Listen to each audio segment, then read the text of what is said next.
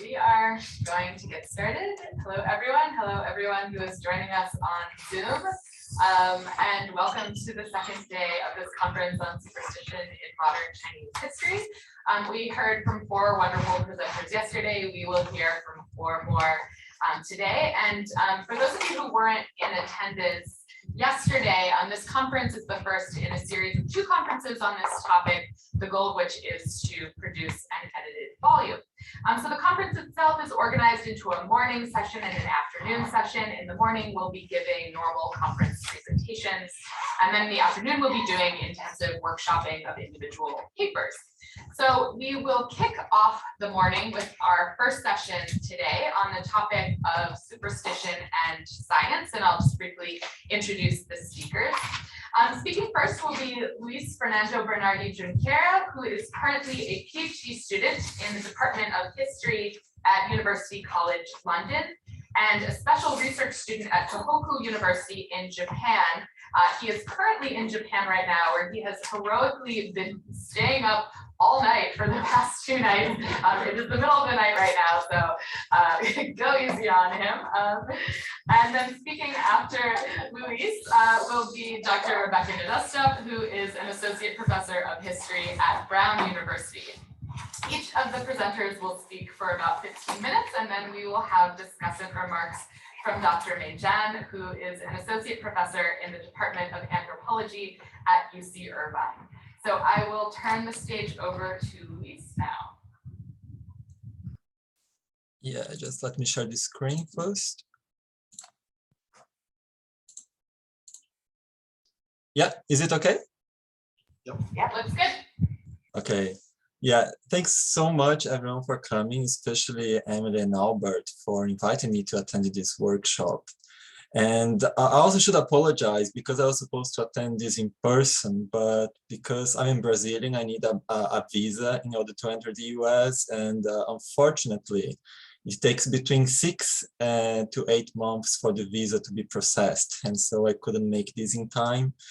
But yeah, so as Emily said, I'm talking to you basically from the future because it's 1 a.m. now in Japan. And I'll try my best not to fall asleep during my own presentation, because this is quite a challenge for someone who usually goes to bed at 10:30 and wakes up at 5:30. But I'll try my best. And so for the next 15 minutes, I would like to talk a little bit about what led me to get involved in this research related to this manuscript. Also some historical context, especially about psychical research. And then a very brief summary of my manuscript. So this manuscript is part of my PhD project titled The Science of the Spirit, Psychical Research, Healthcare, and the Revival of the Occult in a Modernizing China. And this is a Wellcome-funded project, so this also helps explain why I'm approaching the subject from the perspective of medical history. And if you are interested in the subject, I also have some publications. Last year, I published an article in Social History of Medicine, which is a heavily edited version of chapter 6 of my PhD dissertation. There is also a blog post with a kind of summary of the whole thing, and you can also find some resources on my personal website. So some historical background, because psychical research is something that's not very well known, even amongst historians of science working on the Western context. So psychical research is a field of study that emerged in the late 19th century, initially in the UK, more specifically in London, but which soon spread worldwide. And it was a very transnational endeavor of scientists and intellectuals to use empirical methods in order to clarify or to elucidate the reality of phenomena that conventional science considered to be beyond the realm of nature, which means like beyond the scope of science itself. The sort of phenomena that attracted the attention of psychical researchers included, for example, mediumship, telepathy and clairvoyance, faith healing, Mesmerism, also known as animal magnetism, and this was an extremely popular healing technique that was invented in the late 18th century, which was based on the principle that an invisible yet physical force permeates everything in the universe, and that the healer can manipulate and canalize this force as a means to restore health. And then growing out of mesmerism, we have hypnotism, which emphasized the power of the mind over the physical body. And hypnotism can be understood in many different ways, but it's usually explained as a kind of altered state of consciousness, where individuals can perform actions that are considered to be almost impossible to be performed in the awakened state. So for example, self-healing, extrasensory perception and sensibility to pain, and so on. So the goal of psychical research was not to prove or to refute the reality of such phenomena, but in the words of a very prominent psychical researcher, the British physicist, Sir William Barrett, the field, and I quote, aimed to approach these various problems without prejudice or prepossession of any kind, and in the same spirit of exact and unimpassioned inquiry, which has enabled science to solve so many problems, once not less obscure, nor less hotly debated. And so the point was really to decide by empirical investigation how much of the phenomena that was commonly attributed to divine intervention or occult forces could be satisfactorily explained in scientific, material, or even like psychological terms. So how much of this phenomena was within the realm of nature? And to what extent the study of this phenomena could challenge customary views of time, matter, and space in the same way as the invention or the discovery of the wireless telegraph, electricity, microbiology, and the X-ray had revolutionized people's understanding of the world. And so how psychical research or the study of psychics could advance human knowledge. And psychical research arrived in China in the late 1900s, mostly through Japan. It enjoyed its heyday in the 1920s and 30s, and as many other civil society associations in China, it declined in the early 1940s. In Chinese, it was usually translated as 心灵科学, 心灵研究, or simply 心灵学, which in English I translated into spiritual science.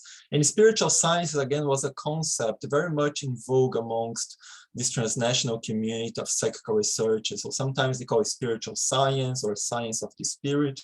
And this is a kind of contrast to what they criticized as the over materialistic approach of conventional science.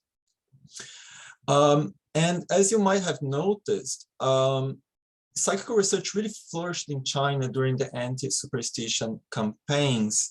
So when superstition became blamed as a hindrance to the modernization of the country, and this partly explains why so many Chinese reformers like Sun Yat-sen, Lian Qichao, and Kang Youwei openly supported psychical research associations. And maybe what made psychical research so appealing to these Chinese reformers was its approach towards superstition. So spiritual scientists, they criticized the Chinese for either embracing superstition as the action of divine forces or rejecting it altogether without having never examined its real causes. And so they were really like trying to champion this elimination of superstition by scientific education. And this was very much aligned, this approach was very much aligned with this transnational community of psychical researchers. And two of the main categories of phenomena that Chinese psychical researchers were interested in can be divided into what they call ritual healing. So for example, the use of talismans, prayer, meditation, and so on for healing purposes. And this is more or less the focus of this manuscript.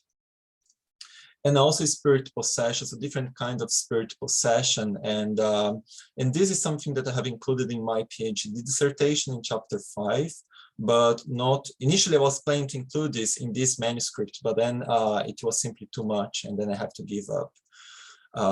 But the multiple personalities thing is connected to spirit possession. So here are some of the questions that have guided my research, and the first two are more specific questions, and the later two are more like general questions that have permeated my whole PhD dissertation. So how did psychical research provide a scientific framework for Chinese intellectuals to evaluate the efficacy of Chinese occult arts? What role did psychological theories such as mental suggestion, expectation effect, the unconscious, play in spiritual scientists' investigation of phenomena associated with superstition?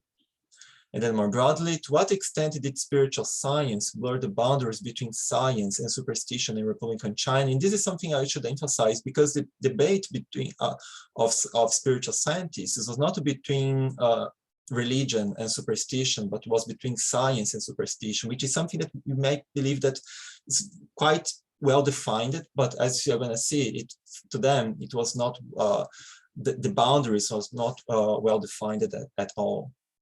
And then also a more kind of historiographical question: how does spiritual science challenge old-fashioned narratives that portray Chinese modernity in terms of secularism, materialism, and radical break with tradition? And modernity is also a key concept for psychical research, and especially spiritual scientists. So this is the structure of my manuscript. And here, like, just to talk very briefly about sections 2, 3, and 4, which is like comprise the main text. So in section 2, I adopted John Largway's discussion of paradigm shifts and secularization as a means to show that what spiritual scientists were doing in the Republican period was not without any precedents in Chinese history, but was actually part of a broader tradition of constantly reevaluating social values. I also talk a little bit about the rise of the invention of animal magnetism and the subsequent rise of hypnotism in the mid-19th century. And as I have mentioned, hypnotism became the main concern of psychical researchers worldwide, especially in China and Japan, where it was almost synonym with psychical research, and especially due to the kind of exchange of paranormal phenomena that hypnotized subjects could display during under the trance state. And the most predominant theory to explain hypnotism was mental suggestion. Mental suggestion, even though it's a very pervasive concept in psychology, even today, it has been only loosely defined. In the words of its main proponent, the French psychologist Hippolyte Perrine, suggestion is the influence exerted by an idea which has been suggested to and received by the mind. The subject believes that the visual images which are suggested are realities and refers them to the outer world.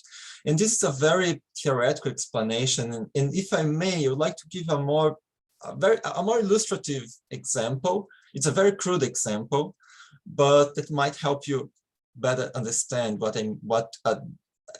is meant by mental suggestion. And this is what happened to me when I came to Japan just last month. In Japan, different from the UK at least, in Japan you have to, when I arrived at the airport, I had to do the PCR test. And different from the UK, where you have to collect your own, where someone is going to collect your saliva, in Japan you have to collect your own saliva. And so what happened was that I was sent to a small room covered with pictures of lemons in all shapes and tastes and ways. And as we know, lemon is sour, which makes our mouth water. So if you have tried, let's say, lemon juice or lemon tart before, you know that just by looking at the picture, it's very, very likely that your mind will remember this sensation or experience of sourness and you will stimulate the production of saliva in your mouth. So this is a very crude example, but this shows like how the mind can provoke physiological changes or how the mind controls the body. And actually, this example of the lemon is, I didn't made it up. This is also something that is also used to explain mental suggestion. And maybe some of us are more familiar with the concept of placebo, and placebo, I think the main difference between placebo and mental suggestion is that placebo is usually more associated with medicinal drugs, but they work based on the same principle. Like mental suggestion is something you can say broader, while placebo is a kind of more specific approach. So section 3 looks at how spiritual scientists invoke the theory of suggestion to explain the efficacy of ritual healing methods, especially Yuan Guang and Zhu You. And it also traces what spiritual scientists called the historical precedents of suggestion in China. So what they were saying is that even though suggestion was a neologism coming from the West, the meaning it conveyed, the practical meaning, has for millennia been known amongst the Chinese. And two of the concepts they used to prove this Chinese long-standing familiarity with suggestion were Chen and Xin.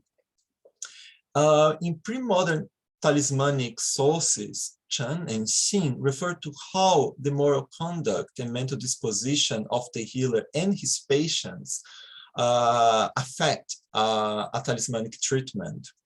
And this is quite interesting because Bernheim himself was also very, very interested in the role of suggestion in faith healing, especially in the use of talismans and charms amongst the Europeans. And following Bernheim, you have a whole wave of psychologists between the late 19th and early 20th centuries doing the same thing. And this is something that especially what you call folk psychologists were very interested in. So it was really like trying to naturalize the sacred, or try to show that what people usually think are miracles can actually be explained within very natural, in very natural terms. So like they are within natural laws. And finally, chapter 4 explores how mental suggestion provided a scientific framework for spiritual scientists to reassess the value of so-called Chinese superstitions. And they also use the term Chinese superstitions very much, but in a very, not in a very negative way. It was quite positive. Because according to them, it was undeniable that talismanic healing or ritual healing in general was effective. But the common belief that talismans worked due to the action of disembodied spirits or supernatural forces were by definition false.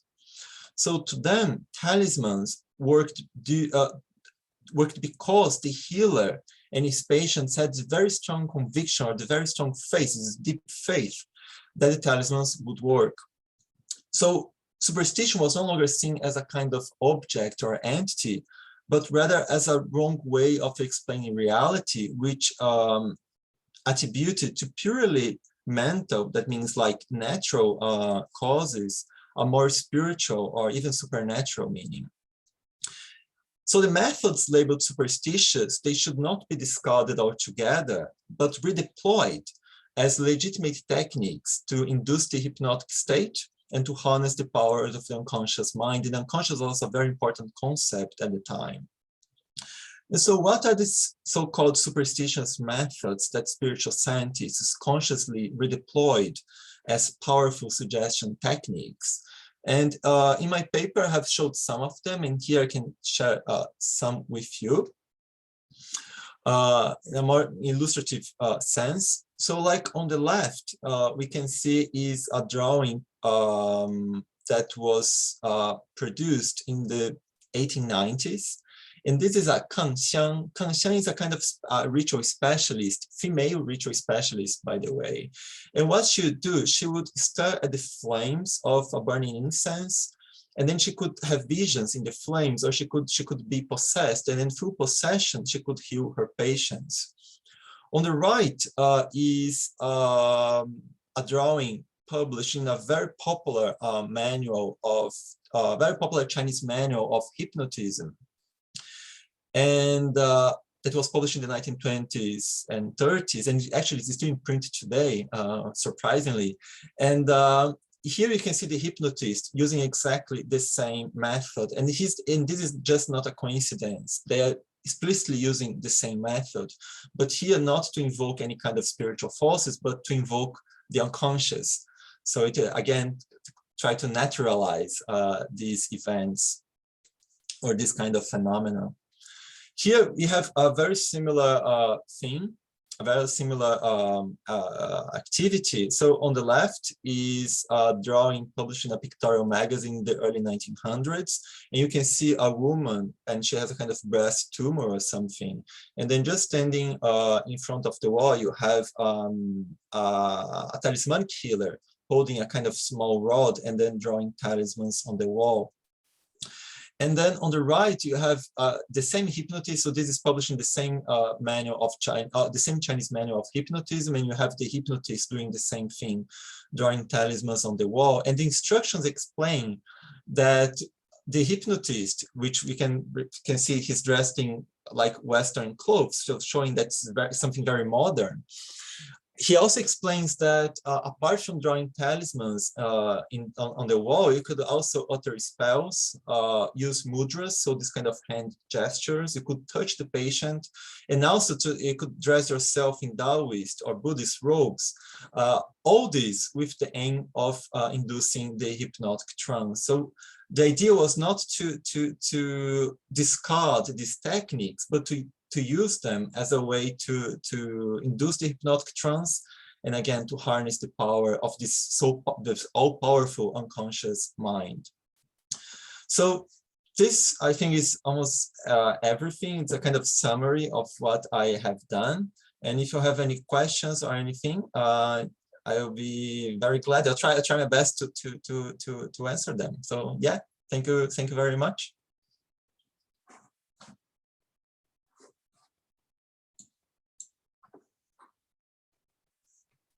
Thank you so much. And next we'll hear from Rebekah.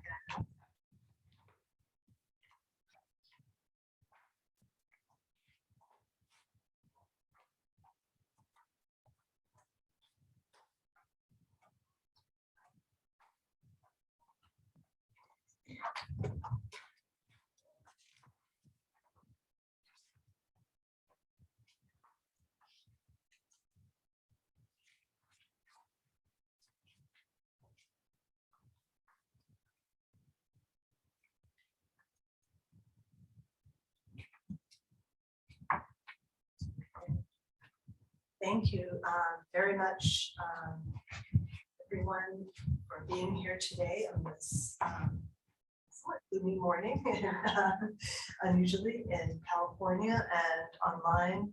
I want to thank Emily and Albert very much for pulling me back into the world of superstition. I thought I got out and pulled back in. I've been working on other topics for a while now, but it is a pleasure both to be back in this in the world of wonderful and creative scholars working on this topic, but also really an opportunity, especially in light of everything that we've gone through as scholars and as society in the past few years, when we're rethinking how to do our work. This particular paper is something that I have been working on for much longer than I would care to say, but it was a bit that I had actually cut out of my dissertation when making it into a book. There was a section of my dissertation where I looked at the intersection of anti-superstition campaigns, gender and modernization ideology, and public health campaigns. And it didn't quite fit into the book. I thought, I'll make it into a standalone article. It needs some more work. I amassed a very tall pile of sources, and then things happened. It didn't get finished. And I thought, well, surely, other people will do much better do much better work on this. And it will, someone will come along and write on this. And sure enough, we have wonderful articles on women and anti-superstition campaigns and gender and anti-superstition campaigns that have come out since, from Kang Xiaofei, from Elena Belusi and others, including people in this room. But this particular question of how the question of medical practice, the gendering of medical practice and the gendering of care in the home intersects with ideas about the gendering of religious care and religious work, I think still could use a little bit of teasing out. So that's sort of what my animating question here.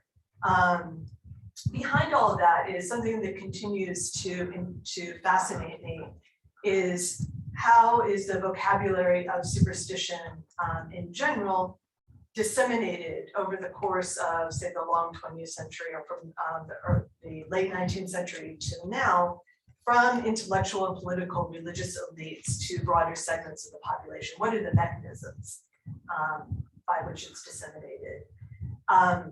What are the implications of superstition as a gender discourse overall, as well as a discourse about gender?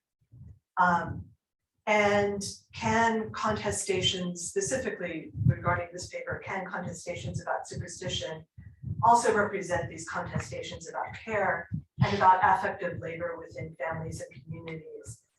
And so here, I'm going to look at some specific anti-superstition material about women's medical practices, whether actual or formulated within anti-superstition discourse. So the first example I'll start with is a installation in a fairly common genre of writing from the late 19th century on, which is kind of the debunking of ritual specialists genre, particularly the debunking of spirit mediums. And so there's a wide range, particularly in newspapers, of stories about false, cheating, harmful spirit mediums. But some of them take the form of narrative structures and memoirs.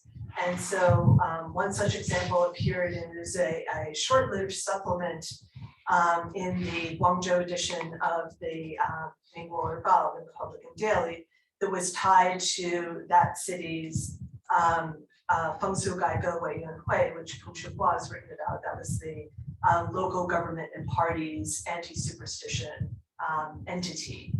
So based in the party and government, but then tied in a lot of local associations as well. So in this memoir, it's structured as a reminiscence of childhood by the author Jing Sun. She remembers a quiet night, a summer night, in which in her household, the children all gather after dinner in the cool of a tree by the gate of the house. But then suddenly that calm is punctured by the aunts and aunts falling ill. The household is thrown into chaos. Grandmother sends out a servant to bring in a spirit medium, a wupo.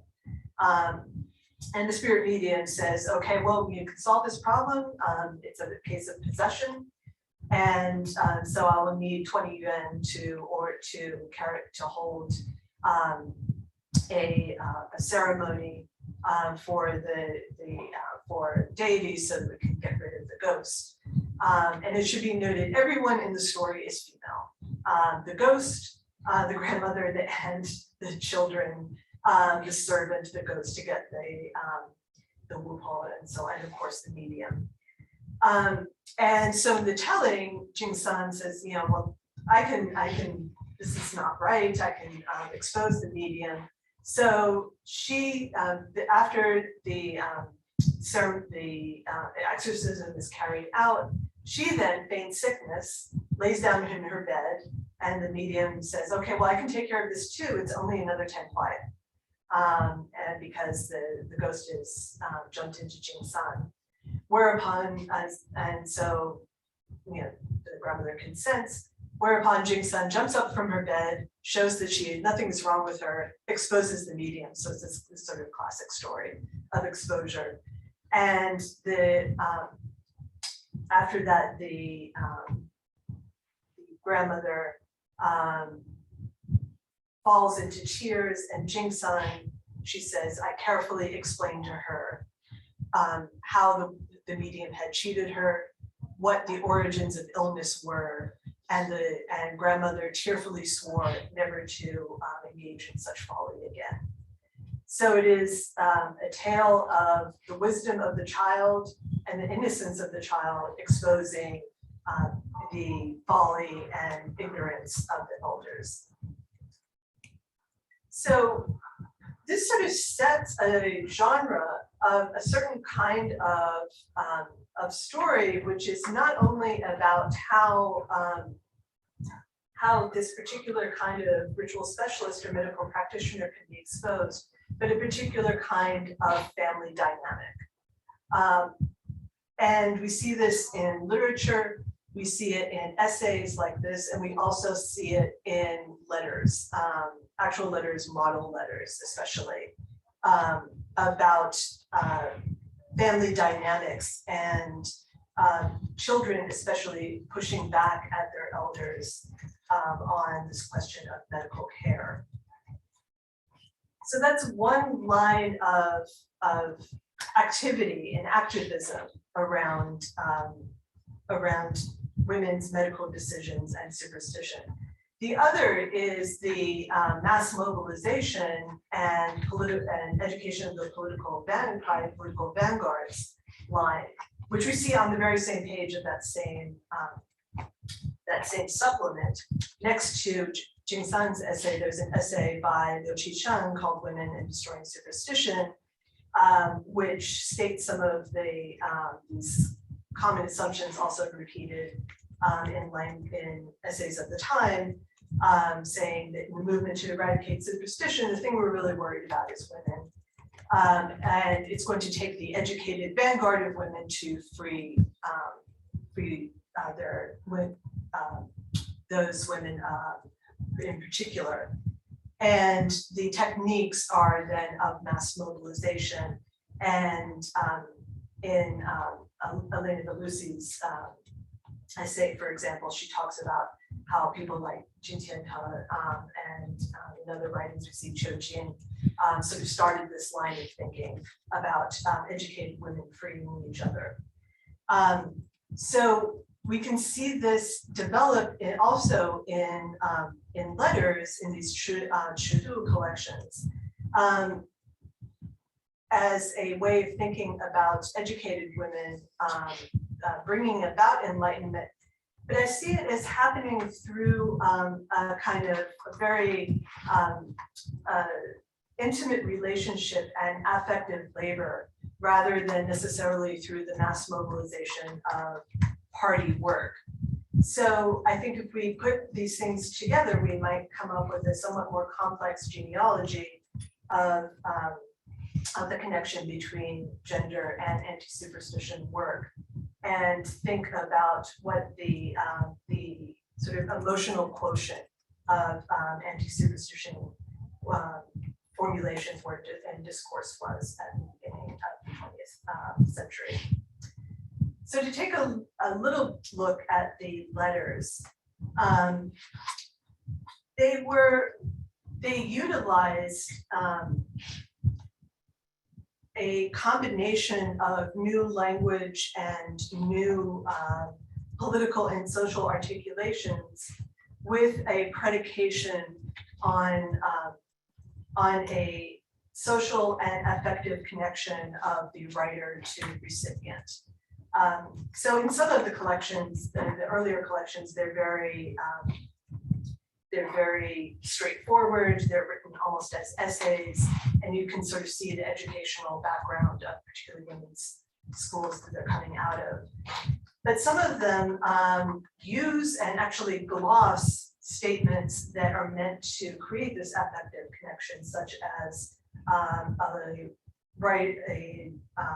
letter writer addressing a letter about combating superstition to a cousin, using the phrase, our deepest thoughts are as one, and actually the editors of the manual glossing that and describing what that means.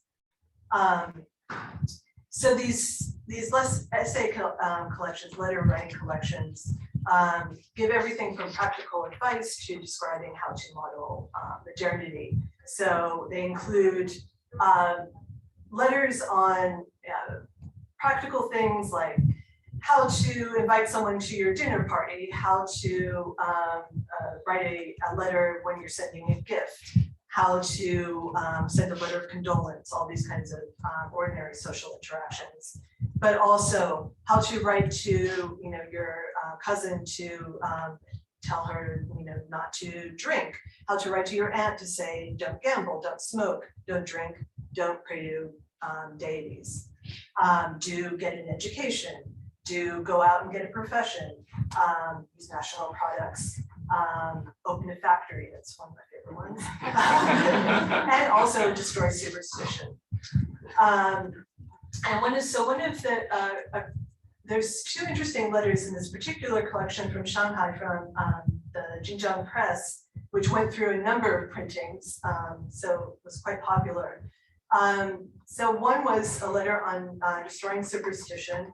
Another was a letter registering distress that an aunt had gone out to seek a ritual specialist for medical treatment.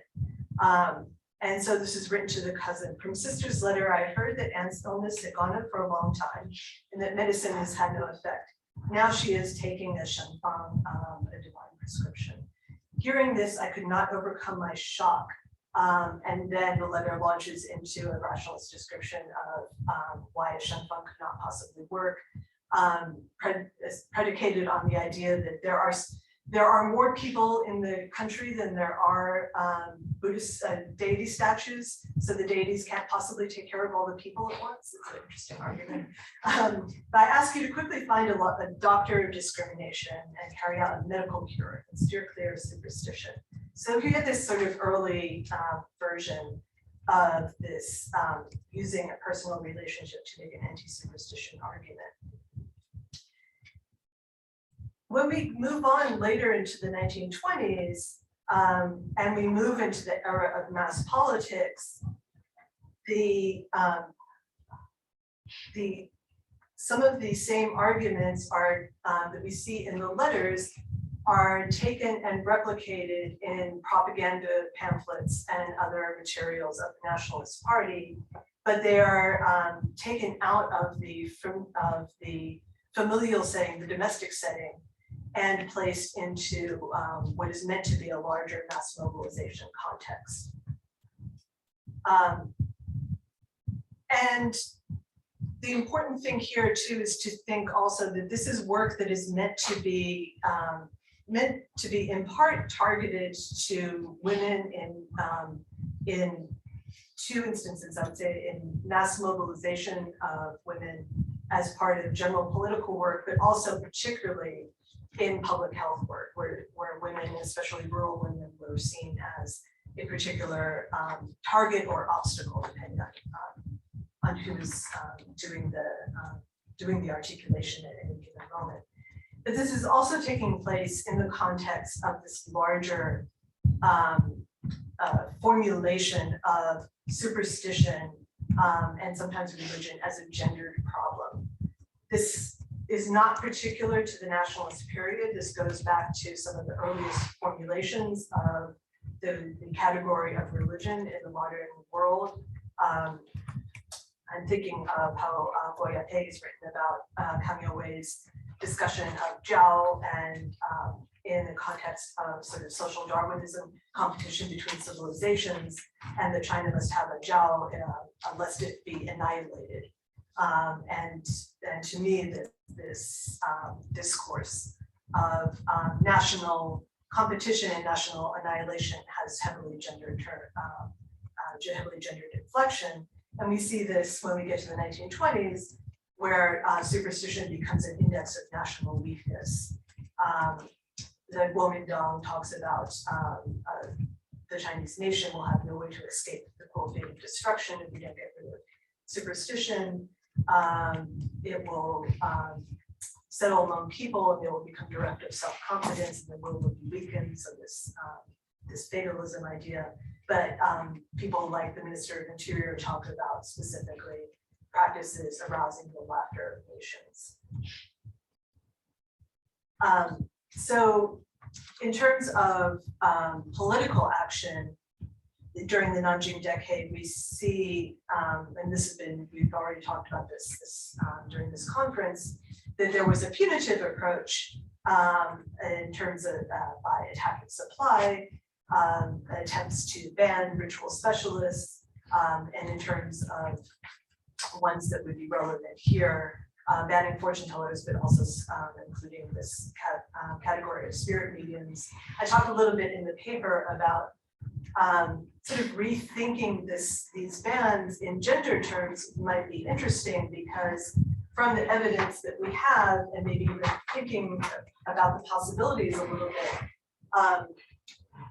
insofar even as these bans were effective, and we talked about how they stop and start, maybe not entirely effective, they mainly caught up men. And if we think that one of the reasons why this category of Sangu Leopold was from the late imperial times was continued to be used as a category of danger under the umbrella of superstition, was partly gendered prejudice, and I think partly also because it indicated a category of women who were not easily legible to the state, who moved easily between households, and who were not, even in the terms of these bans, were not necessarily easily found in public places. And so that's something that requires a bit more research, but was notable to me as I was rethinking this material. So that was the sort of the negative approach. There's also what nationalists term the positive approach, which was attacking demand through mass education and hygiene programs, health programs, and their education.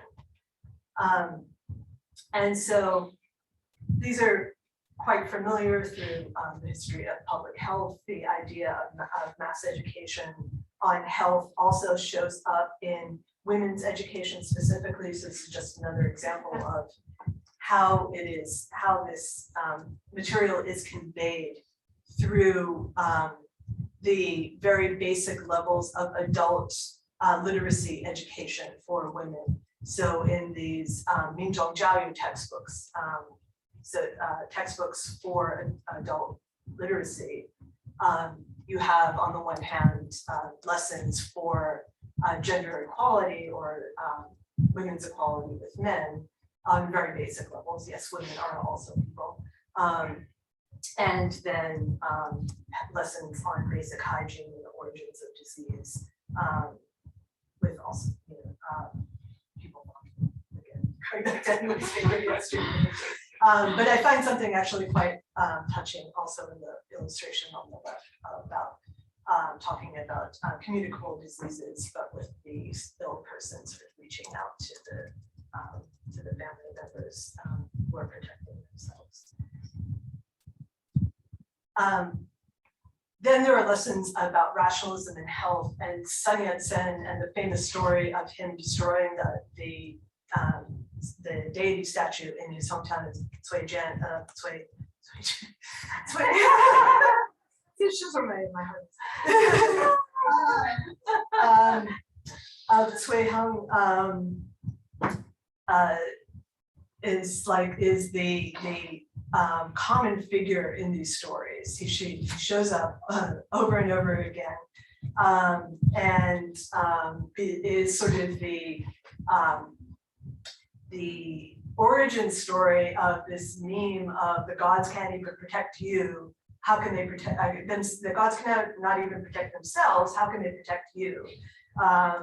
So he, in his story, he breaks the statue and essentially says this, who says the gods are efficacious and bringing down blessings on the community, they cannot even take care of themselves.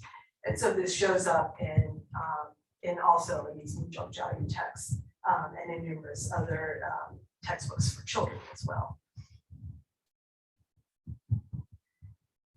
But when we start to look at material about from people who were engaged in the process of popular education and health education, particularly among women, we start to get a somewhat more subtle viewpoint of what it actually meant to be teaching these lessons. So in theory, from some of these educators, we got proposals, for example, to go out and hold dazzling experiments as a kind of like superstition in a way. Advice to hold weekly scientific experiments as a way to teach villagers. It doesn't matter what kind, but it should include a great transformation. It will get the attention of many people at the same time can destroy superstition. But women who are actually engaged in women's education counseled for a more subtle approach. We need to lead women imperceptibly to their own self-awakening. If we talk to them a lot about anti-superstition, it will only alienate them. And this is from a sort of field report, a practicum report of someone who was engaged in mass education in Wuxi. And another person writing from Wuxi said that women of middle age and above really responded very badly to us in the adult education station until we set up a clinic, both as a social space and as a medical space, so they could come and talk to us more gradually there. So the last example I want to end with returns to the domestic space. There's an interesting, as we move into the transition to the wartime period, and we looking at the material in mass education journals, there is a greater and greater emphasis on vaccination, not surprisingly. Vaccination for smallpox, and then for cholera. A lot of that material emphasizes the vaccination of men, and Mary Brazelton and Nicole Barnes have talked about the dynamics of both vaccinated, why more men are vaccinated, and then the work of women that to carry out the vaccination. And we're going to talk about that in the Q&A. But I think that that dynamic brings an interesting new light to this epistolary work that is happening to reveal a new the dynamics of family interactions about health decisions. So the example I will give is another letter about vaccination that appears in a mass education journal from the mass education publication house of Gujiagang in Beijing.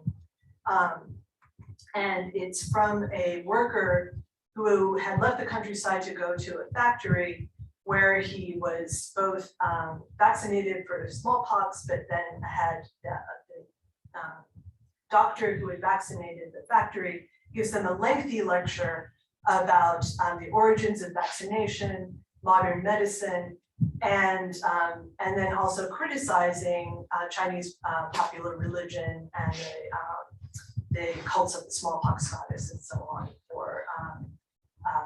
for in the doctor's eyes, discouraging people from practicing practicing vaccination. We know that's not necessarily true, but in his eyes it was. And this kind of causes this sort of flashback effect in the writer, where he remembers a childhood episode of losing his two younger siblings to smallpox. And then he writes to his mother, I remember that after smallpox had killed or struck down his little sister and brother, you, weeping, led me and big sister to pray to the smallpox goddess. You made us bow our heads and said while crying, Goddess, take pity on these two children. Protect them from getting sick and growing pox. Take pity on this poor widow who has only two children left. If evil befalls them, then the long line will meet its end. Then, Mama, you cried again, so hard that you made no sound. At that point, he says, he asks his mother to please take his children, he implies his two children, take your two grandchildren and their mother too, to get inoculated. And I find this letter to be fascinating because he is reliving this, this childhood trauma and causing his mother to relive the childhood trauma. And very almost implicitly, but very lightly blaming her for the taking the only action that she saw that she was able to take. He's also, so he's walking them through this very painful episode, but he is also educating her. He is telling her about vaccinations as well. He's implying that there is a zero-sum choice here between going to the smallpox goddess and vaccinating. But then lastly, he is taking on the role of medical decision maker for the family away from the mother. And so the thing that strikes me in all of these letters, and that might be the underlying dynamic here, is the removal of that role, whether discursively or maybe actually. And one thing that the history of medicine, the literature on history of medicine in China is very clear on is the importance of women, elder women, as medical decision makers in a family set, domestic setting. And so I think that this intersection of anti-superstition campaign, the emphasis on youth and enlightened youth, which is not only coming through politics, but also and the anti-superstition campaign, but also through literature, through May 4th literature and more, they are layering over each other to do some really interesting work here to imply and possibly effectively remove that decision-making power in favor not just of young people, but maybe younger male people as well. So I think this, that problem needs more thinking, needs more work, but I welcome comments on that. Thank you so much.